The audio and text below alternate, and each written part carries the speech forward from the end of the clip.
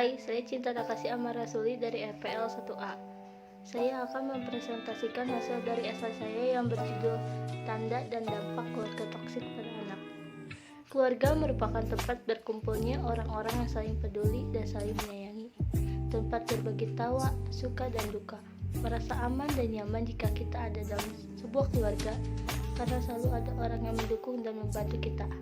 Sebagai tempat tumbuh dan berteduh, sudah sepantasnya keluarga menjadi sumber kebahagiaan dan tempat berlindung yang aman untuk mencari kenyamanan. Akan tetapi ada suatu kondisi yang disebut sebagai keluarga toksik atau toxic family. Keluarga toksik yaitu keluarga yang justru menjadi sumber trauma dan rasa takut pada anggota keluarga di dalamnya. Seringkali anggota keluarga dalam keluarga toksik ini tidak menyadari bahwa mereka memiliki keluarga toksik. Biasanya hal ini disebabkan oleh perilaku toksik yang terus-menerus dilakukan dan dianggap wajar. Padahal perilaku keluarga toksik sangat berbahaya apabila dibiarkan, apalagi pada perkembangan fisik dan mental anak. Tanda-tanda keluarga toksik.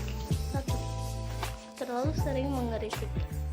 Biasanya mereka mengkritik anak atau anggota keluarga lainnya dengan komentar yang keras dan tidak menyenangkan. Kritik ini biasanya muncul karena menganggap sesamanya tidak memenuhi ekspektasi mereka. 2. Kurangnya apresiasi. Kurangnya mengapresiasi merupakan tanda lain dari keluarga toksik.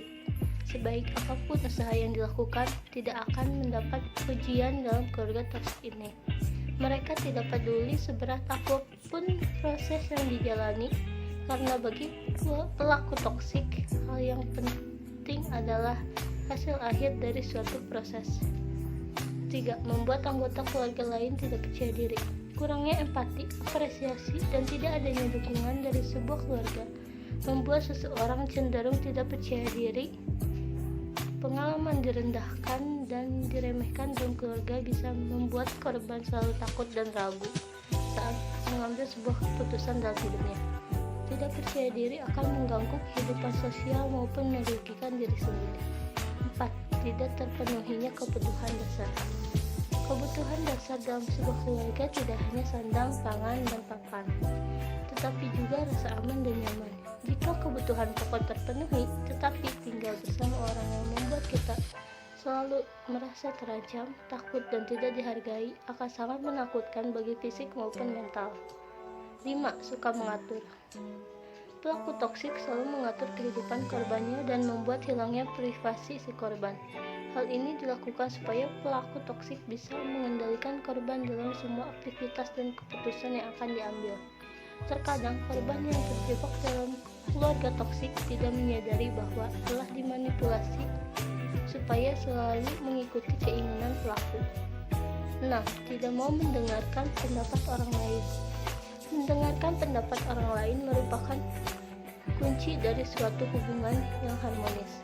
Sudah sepantasnya anggota keluarga saling mendengar dan menghargai pendapat anggota keluarga lainnya. Berbeda dengan itu, keluarga toksik justru tidak mau mendengarkan pendapat karena mereka saling meninggikan ego, sulit untuk mengakui kesalahan, dan merasa selalu benar.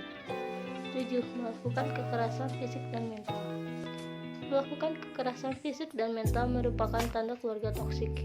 Tidak adanya dukungan, kurangnya mengapresiasi, suka mengatur, dan selalu mengkritik dengan keras menimbulkan kekerasan fisik dan mental.